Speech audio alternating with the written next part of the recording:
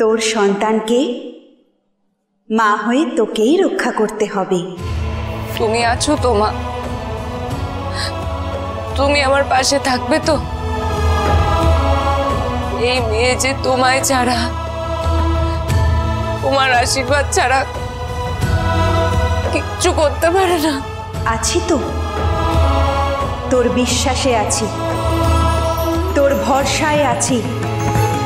কিন্তু মনে রাখিস, শেষ পর্যন্ত এই লড়াই তোর। যুদ্ধ করে তোকেই জিততে হবে। মনে রাখিস, এটাই এখন থেকে তোর রাজধর্ম।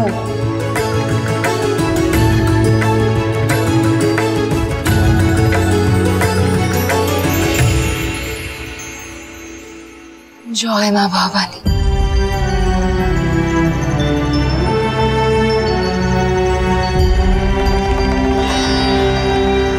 রাজরানী, রাজরানী,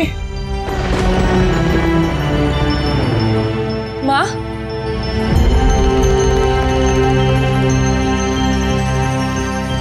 মা,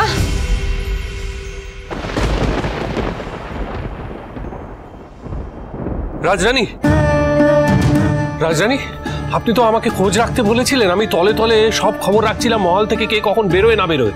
এতদিন তেমন কোনো পরিবর্তন হয়নি, কিন্তু আজকে একখানা সামান্য পরিবর্তন দেখে আপনাকে সেই খবরখানা দিতে ছুটে এলাম। এক পাইক ছুটির আবেদন জানিয়েছে 1 রাতের জন্য। সে বাড়ি যেতে চায়। আপনার কি সন্দেহজনক কিছু ঠেকছে? অবশ্যই হতেই পারে, হয়তো সে বাড়িই যাবে। কিন্তু যদি না যায়, আমাদের কোনো সন্দেহকে তুচ্ছভাবে ভাবলে চলবে না, চলবে না দয়ারাম দাদা। রঘুরাজ মুখিয়ে আছেন মহারাজের কে হত্যাকারী তা জানার জন্য। জানেন, মহারাজ একবার আমায় মজার ছলেই বলেছিলেন যে এই মহলে যত যত আলোকিত কুলুঙ্গি আছে, ঠিক ততখানি আধার আছে ঠিক এই প্রদীপের নিচে। আসল অপরাধী কে তা আমাদের জানতেই হবে দয়ারাম দাদা। যে করে হোক সে অপরাধী অবধি আমাদের পৌঁছতে হবে।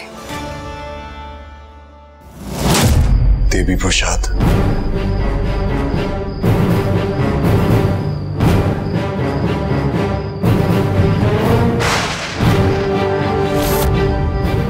তুমি? রাজরাজেশ্বরী রানী ভবানী প্রতিদিন রাত 8:30টায় স্টার জলসায় ও জিও হটস্টারে।